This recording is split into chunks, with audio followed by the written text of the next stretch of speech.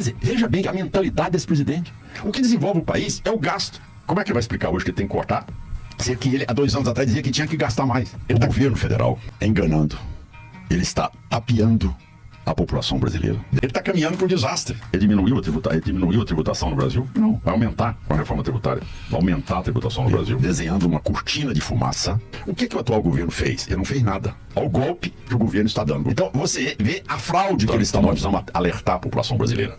Eles estão lavando as mãos. Eles estão querendo botar a culpa. Você viu esse governo do Lula entrar falando exatamente o contrário. Quer dizer... Fala, rapaziada do canal, tudo bem com vocês?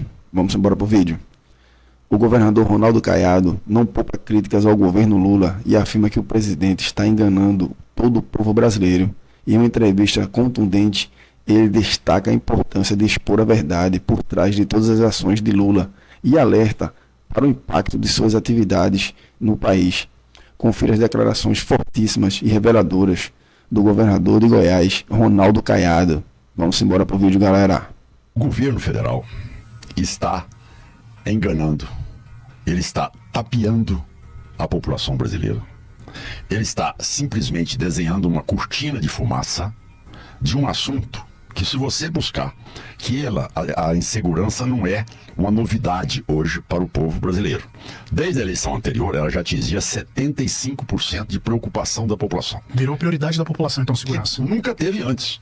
Antes você tinha problema de saúde, você tinha educação, você tinha emprego. É a primeira vez nos últimos anos que segurança atingiu esse patamar no Brasil. Bom, o que o atual governo fez? Ele não fez nada.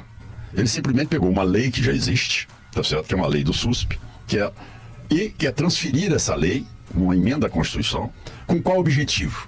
Criar situações vinculantes, ou seja, prerrogativa de mandar, de definir regras e normas gerais às polícias dos nossos estados. Então é mais uma manobra de tirar poder dos estados, que nós temos essa prerrogativa pela Constituição de 88. Ela é nossa. E ele quer nos tirar essa prerrogativa, como se ele fosse um exemplo de gestão. Mas olha o golpe que eles estão programando para a sociedade brasileira. Olha o golpe que o governo está dando, o governo federal. Ele quer dizer o seguinte: olha, eu gastei 2 anos para querer mostrar a verdade. Qual a verdade? Eu vou retirar a prerrogativa dos estados. Mas eles estão maquiando como se isso fosse... Não, eu quero a integração das polícias, mas sob o comando dele. Não é a integração. Eu pago. Nós, governadores, pagamos e eles querem dizer quais são as diretrizes que devem seguir, sendo que eles não entendem nada da peculiaridade de cada estado, do crime em cada estado, em cada região. Mas avançando em cima disso, eles gastaram 2 anos para apresentar uma proposta que é nada, a não ser concentrar o poder das polícias dos estados. Mas o combate da criminalidade, onde é que está? Eles sabem que eles não têm braço para alcançar o crime do Brasil. E que o que eles deviam propor seria uma integração das polícias nossas em cada um dos estados e abrindo a nós, tá certo, o COAF, para que nós tivéssemos acesso a essas informações dos traficantes, como de todos os criminosos, e além do mais, que o governo federal se propusesse a fazer repasses à altura aos estados. Para você ter uma ideia, Goiás eu já investi 17 bilhões de reais em 5 anos e meio. O governo federal me repassou 940 milhões. 17 bilhões aqui e o governo federal me passou 940 milhões. Ou seja, isto mostra o desinteresse real do governo. Então ele cria um factoide para amanhã chegar: olha, eu não fiz nada porque infelizmente a PEC não passou. Então você vê a fraude que ele está montando. Tá certo? Mas como é que seria possível fazer essa integração das polícias? Como é que o senhor acha que isso é possível? É só ir lá em Goiás. Só chegar lá, visitar lá, você vai ver na sede da Polícia Federal. Na sede da Polícia Federal está lá a inteligência da Polícia Civil, a inteligência da Polícia Militar, a inteligência da Polícia Penal, a inteligência da Polícia Rodoviária Federal e a integração das nossas ações conjuntas com os batalhões operacionais em todo o estado de Goiás. Então, se isso está certo, se isso deu certo no estado, por que em Goiás é um estado que você não tem nem um palmo de terra comandado por faccionado? Ora, mas Goiás tinha 6 cidades mais violentas do Brasil, que eram as cidades do entorno de Brasília.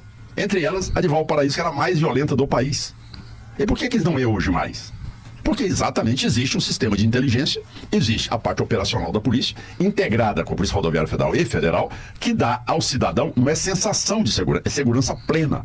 Em Goiás se tem segurança plena hoje em todo o território do estado de Goiás. Então, o governo federal, para você ter uma ideia, tem uma matéria publicada pela mídia que mostra o seguinte: eles mandaram as forças nacionais, né, a Força Nacional para o Rio de Janeiro. Em 45 dias, não prendeu nenhum traficante, gastou 10 milhões e 500 mil reais. Quer dizer, você não tem nenhuma eficiência, você não tem braço para atingir a criminalidade e, de repente, você quer se apoderar das prerrogativas do Estado de Goiás. Olha, eu não admito isso.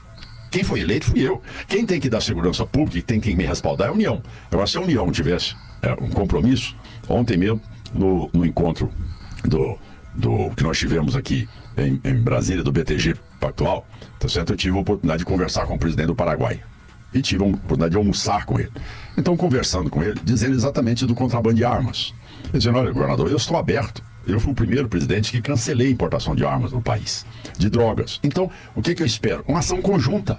Se você pergunta a mim o que seria a ação do governo federal, seria exatamente monitorar com satélites, com drones de longa distância, com parcerias com os países da América Latina, para que nós coibíssemos na origem, no local onde está acontecendo. E não querer exatamente se arvorar de poder governar ou de comandar as nossas polícias nos nossos estados. E aí vem, num comparativo primário, dizer, olha, sistema único de segurança pública é igual ao sistema único de saúde. Eu disse, calma, igual ao sistema de educação. Eu falei, calma, por favor, deixa eu explicar a você. Pneumonia em Goiás, ela é tratada da mesma maneira que no Amazonas, no meio do Rio Grande do Sul. Por favor, tá certo? Entendam. Educação, todos nós temos o IDEB, tem alfabetização na idade certa, são metas de educação. Crime, cada estado, por questões culturais e localizações, tem características diferentes. Eu não estou na fronteira da Amazônia. Por que o governo ocupa da Amazônia? Nós temos a fronteira do Paraguai, nós temos fronteira com a Bolívia, com outros estados aqui, com a Venezuela, com tantos outros. Então, cada estado tem a sua característica e você precisa de respeitar as polícias militares, respeitar a Polícia Civil e a Polícia Penal para que você tenha braço e força para atuar na sua unidade federativa. E aí sim, ter um esforço conjunto para poder discutir essas decisões nos lugares, como, por exemplo, Salvador, Bahia, Ceará, a situação que está o Rio de Janeiro, enfim. Não vou ficar aqui nominando estados, mas hoje o estado do crime comanda a maior parte do território brasileiro do que o Estado Democrático de Direito.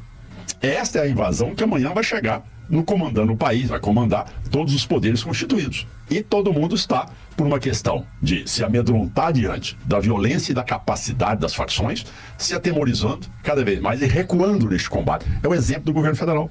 O governo federal dá uma ré enorme, tá certo? Ele não tem nenhuma proposta para combate essas facções. Qual ele combateu? Qual ele deu conta de realmente desmontar elas? Qual? Nós temos 72 facções no Brasil. Me diga uma que o governo federal tenha desmontado. Nós temos a Amazônia todinha tomada pelo Comando Vermelho e pelo PCC, mais as facções mexicanas, venezuelanas e colombianas. Lá está tudo à disposição do governo federal. Por que não vai lá atuar? Por que não mostra resultado para a população? Então, este colapso é uma fraude que nós precisamos alertar a população brasileira. Eles estão lavando as mãos, eles estão querendo botar a culpa amanhã no Estado, nos estados, eles estão querendo botar a culpa numa tramitação de uma PEC, todos nós sabemos que PEC é tramitação longa, não é aprovar um projeto de lei. Ele é incapaz de chegar, reunir os governadores para um tema que eles esconderam ele até o dia da reunião nossa. Quer dizer, é justo você propor uma ingerência nas minhas prerrogativas de governador sem sequer eu ter me reunido para tomei conhecimento pela mídia. O senhor fez chegar à presidência essa satisfação? Lógico, eu disse aí. O presidente está fazendo agora? Por quê? Como é que eu vou saber uma coisa que você está me trazendo agora, de prato feito? Vem cá, sendo que quem faz a segurança hoje dos crimes federais sou eu, e de repente você vai querer me ensinar como é que eu faço.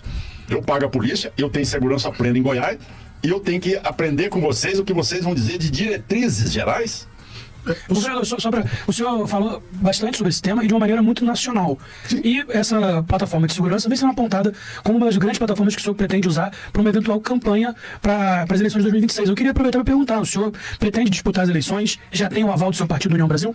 Sim, já tem o aval do partido. Já por várias vezes o presidente do partido, o Antônio Rueda, já deixou claro, tá certo, que sou pré-candidato, até porque só se dará a candidatura na convenção, claro, pelo partido. E o tema que é priorizado é exatamente o tema que a população está pedindo, pelo amor de Deus, para ver se as autoridades têm coragem de enfrentar o crime. Porque você não vai pedir que o cidadão comum enfrente o crime se as autoridades estão ajoelhadas por crime. Não é verdade? A decepção da população é essa. E por que esse sentimento de que Goiás é hoje o estado mais bem avaliado do Brasil? É porque o cidadão anda em Goiás. Nós estávamos conversando agora há pouco, nós chegamos numa situação onde um fala para o outro, olha, mas também você estava andando com o celular na rua, como se isso fosse algo errado. Ah, por isso que eles tomaram o seu celular. Ah, você estava andando de bicicleta, tomaram a sua bicicleta. Pelo contrário, você pode andar do jeito que você quiser, em qualquer lugar, em qualquer hora do dia e da noite, falar no celular na hora que você quiser, e é para isso que você tem que ter segurança pública. Não é cada vez responsabilizar o cidadão dizendo, você está dando espaço para... Vem cá, meu amigo, eu pago imposto. Eu tenho que ter essa cobertura do governo, eu tenho que ter essa situação do governo me proteger. Tá certo? Não é me cercear do meu direito de cidadão. Então, eu sou pré-candidato pelo Partido União Brasil e não estou aqui trazendo uma hipótese. O cidadão quiser andar com o celular na rua, andar em qualquer lugar da praça ou sua propriedade urbana ou rural, em qualquer município do estado de Goiás, ser respeitado, vá para lá e vá ver se essa é a realidade ou não. E por isso, o desenvolvimento chegando, as empresas migrando, porque não tem que ter carro blindado, não tem que ter segurança privada, e o cidadão mais humilde hoje vai para o ponto de ônibus a qualquer hora, abre sua empresa a qualquer hora da madrugada e sai de lá com tranquilidade, ir embora para casa e criar sua família. Agora, governador, o que de maneira prática o senhor considera mais importante, ainda dentro da pauta de segurança, para aperfeiçoar a legislação ou o debate nacional? Eu já vi o senhor falando sobre a necessidade dos estados terem competência de legislar, assim como nos Estados Unidos, sobre questões penais. Queria entender qual a avaliação do senhor sobre a redução da maioridade penal, quais são as prioridades, quais são as principais mudanças, ou, eventualmente, qual será a plataforma que o senhor apresentará de mudanças de maneira objetiva para mudar a segurança pública no Brasil? Olha, Timóteo, repito, eu sou cirurgião, tá certo? Um paciente politraumatizado, você tem que estancar aquilo que vai levá-lo a óbito em poucos segundos, tá certo? Então você pode ter todo tipo de fratura, mas se você tiver uma lesão vascular grave, você tem que estancar aquilo ali, tá bom? Então nós estamos diante de um fato que nós temos que ser bem objetivos, tá? Uma situação como essa exigiria de um presidente da República, se tivesse vontade de trabalhar, se tivesse disposição de trabalhar, tá certo? Era chamar o presidente do Supremo, da Câmara, do Senado, os governadores, e dizer, olha, independente de qualquer posição a ser votada no Congresso Nacional, tá certo?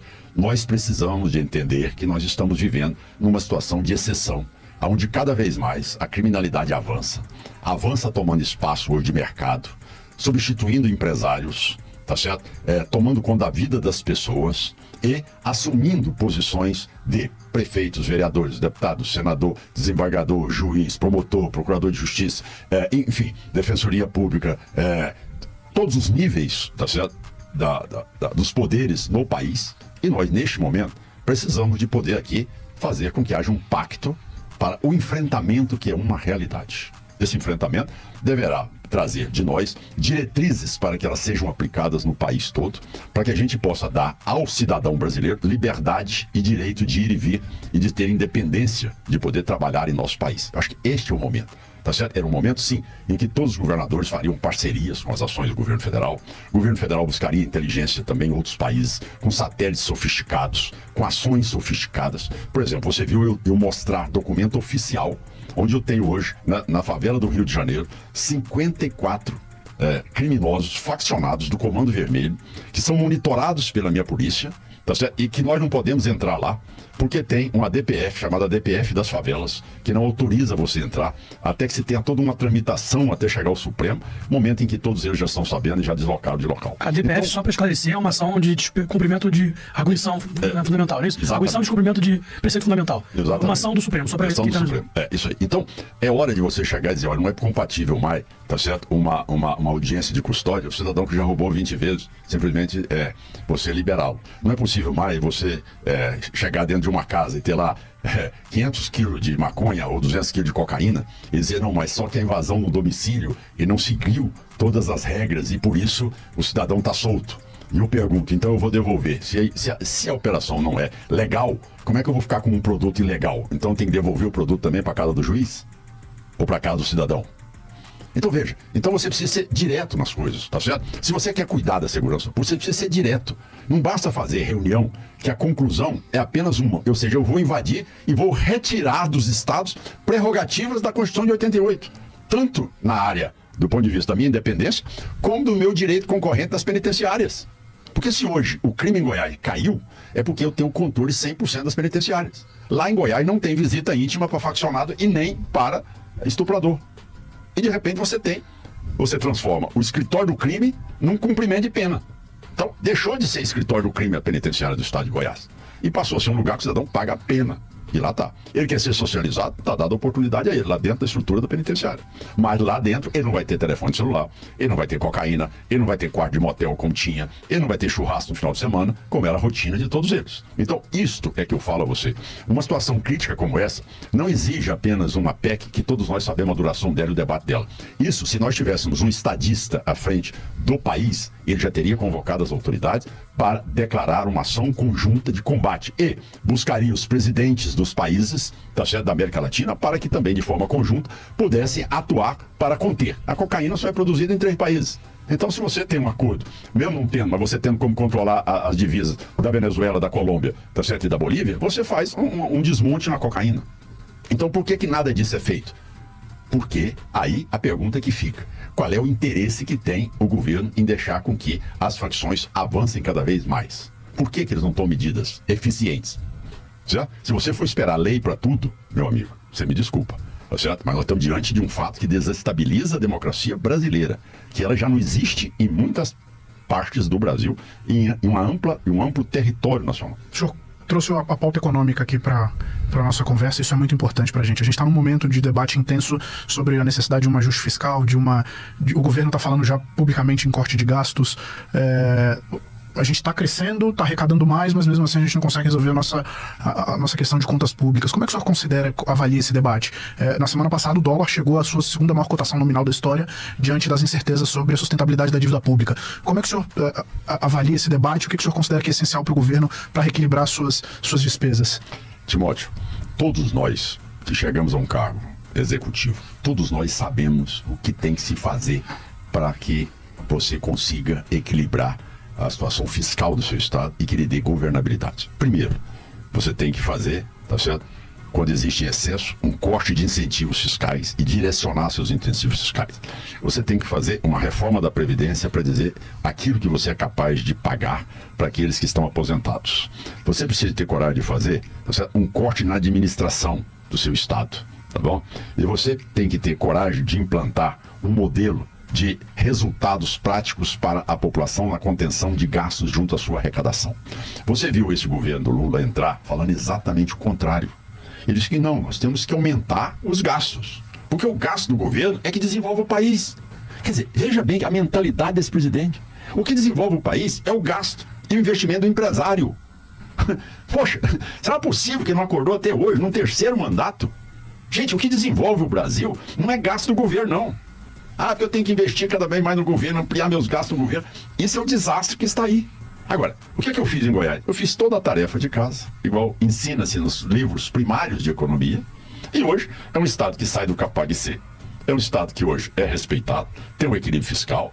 Hoje é um estado que tem 14 bilhões e 800 milhões em caixa, que pago tudo em dia, que pago meus fornecedores em dia, que pago salários em dia, que tem dinheiro para investimento, que invisto realmente na parte social, que invisto em infraestrutura, que invisto na área de saúde, educação e segurança pública. Então, o que você tem que fazer é, será que ele descobriu agora que tem que fazer corte? Ou por que ele não sabia que esse corte deveria ter sido feito desde o momento que ele assumiu o governo? Por que ele não teve essa austeridade lá? Enquanto ele acha que pode continuar cada vez mais ampliando, bolsa da carne, bolsa da cerveja, bolsa de mais alguma coisa que ele vai criar. Será que não aprendeu ainda que nós precisamos de emancipar as pessoas nos programas sociais, como nós temos feito no estado de Goiás, tirando as pessoas da condição de pobreza, extrema pobreza, e incluindo-as dentro de programa de renda? Então, o que o governo fez, como é que ele vai explicar hoje que ele tem que cortar, se que ele, há 2 anos atrás, dizia que tinha que gastar mais? Como? Agora ele vai falar que vai cortar. Ele vai cortar em quê? Em investimento da saúde, educação, tá certo? Segurança pública nunca investiu no Brasil, sempre contingenciou o fundo da segurança pública. E, em terceiro lugar, não investe nada em infraestrutura. E agora está dizendo que vai ter um corte. Vai ficar no final do segundo ano de governo. É hora de você ter decolado. Você faz essa parte no começo do governo, no segundo ano de governo, você já está saindo do chão, está decolando. No terceiro ano, quarto, quinto ano, você já está no ápice do seu governo. Entendeu? Ele está caminhando para um desastre. Ele não garantiu que seria o equilíbrio, que seria zero o ano passado, ou seja, do equilíbrio de gastos com despesa. Não foi. Já deixou para o segundo mandato dele, o arcabouço fiscal dele já deteriorou. Então, como é que alguém vai acreditar num governo que não garante nem aquilo que ele propõe como arcabouço fiscal? Qual é que é a garantia do empresário investir no Brasil hoje? A inflação é essa aí que você está falando. Ou seja, o dólar superando aí todos os valores tá certo? Quer dizer, uma insegurança generalizada no país. Mas ao mesmo tempo, governador, tem também o outro lado dessa conta, que é um PIB surpreendendo também os próprios agentes de mercado.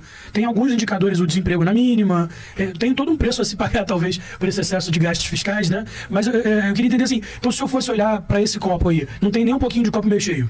Não, mas você é de convir o seguinte, se você buscar onde é que está esse superávit, tá por alguma ação de governo ou por uma eficiência na área agropecuária e mineral? Onde é que o governo atuou nisso? Pelo contrário, ele não atuou nada. O produtor rural não tem seguro rural até hoje no Brasil. Pois é. Qualquer um na Europa, nos Estados Unidos ou no Canadá, o que ele perde, o governo simplesmente repõe. O Brasil corre hoje 100%. Qual é a ação de governo que desenvolveu a capacidade do PIB nacional? Ele diminuiu a tributação no Brasil? Não, vai aumentar com a reforma tributária. Vai aumentar a tributação no Brasil. Tá certo? É porque o Brasil é um país diferente. Ele aguenta a preguiça, ele aguenta a incompetência, ele suporta a corrupção, ele resiste a tudo isso e ainda dá esses resultados que nós estamos vendo hoje na balança comercial. Agora você imagina bem um país sendo bem governado, imagina o que é esse Brasil na mão de quem tem compromisso e espírito público para governar o país. Eu acho que essa é que é a diferença. Aí você vai ver uma outra realidade. De repente nós estamos, aqui Luciano, nós estamos nos contentando com esses resultados, enquanto você não quer um paralelismo. Você sabe o que eu cobrei dos meus secretários? Eu não quero parâmetros de Goiás com os parâmetros nacionais. Eu quero os parâmetros de Goiás com os países da OCDE. Esse é o parâmetro que eu estipulei em Goiás há 1 ano e meio atrás. A partir de agora, eu quero que os parâmetros usados em Goiás sejam pela OCDE. É isso que é meta. Porque o Brasil está cada vez mais, tá certo? Se perdendo e não só na globalização, agora na discussão de fonte energética, tá certo? Biocombustível, etanol segunda geração, tá certo? Biometano. A oportunidade está dada, né, governador? Mas para iniciativa privada. Você não vê nada do governo estimular essa pesquisa, cara. Governador, eu tenho uma curiosidade. O senhor tem falado sobre vários assuntos econômicos, né? O senhor tem feito vários investimentos. Quem são os conselheiros econômicos do senhor? Com quem que o senhor conversa sobre economia, sobre o país? Isso é um ponto importante, né? No Brasil, um eventual posto Ipiranga, para a gente parafrasear outras pessoas, ou um guru econômico, ou um Ministério da Fazenda, um ministro da Fazenda, tem um peso importante no país, né? Mas com quem que você conversa sobre desenvolvimento econômico no país? Bom, em primeiro lugar, é que eu fiz uma assessoria minha de técnicos. Eu não fiz nenhuma indicação, com todo o respeito de ser um homem da política, nunca neguei essa minha posição e tenho orgulho de ser político, mas eu fiz um secretariado extremamente técnico, tá certo? Pessoas que eu sabatinei e realmente eram pessoas qualificadas para o exercício das secretarias do Estado. Então, são pessoas que têm uma noção em cada uma das áreas que também me acrescentam. Eu sou uma pessoa que vem daquilo que é a medicina, que se estuda todo dia e não tem vergonha de dizer, chamar um secretário e dizer, ele me deu uma aula sobre este assunto. E se ele não me der uma aula boa, se não souber mais do que eu, realmente está demitido, porque se ele é especialista na área, tem que ser melhor do que eu. Bom, segundo lugar, é porque eu tenho também a oportunidade de conhecer muitas pessoas. Nós temos um partido também, que nós temos debates nessa área, que é a União Brasil, tá certo? Agora mesmo, quarta-feira e quinta-feira, nós estaremos reunidos com todos os nossos prefeitos, mostrando as experiências que nós temos. Eu não tenho a oportunidade, mas quando eu o encontro, tá certo? Eu tenho uma admiração especial pelo Roberto Campos. Acho ele... Roberto Campos Neto, atual presidente do Banco Central. Atual presidente do Banco Central. Acho ele uma cabeça lúcida, um cidadão equilibrado, que tem bom senso, que realmente tem sido extremamente... O presidente tem sido extremamente deselegante com ele. E ele tem preservado, e você vê, pela terceira vez, foi reconhecido como o melhor presidente do Banco Central do mundo.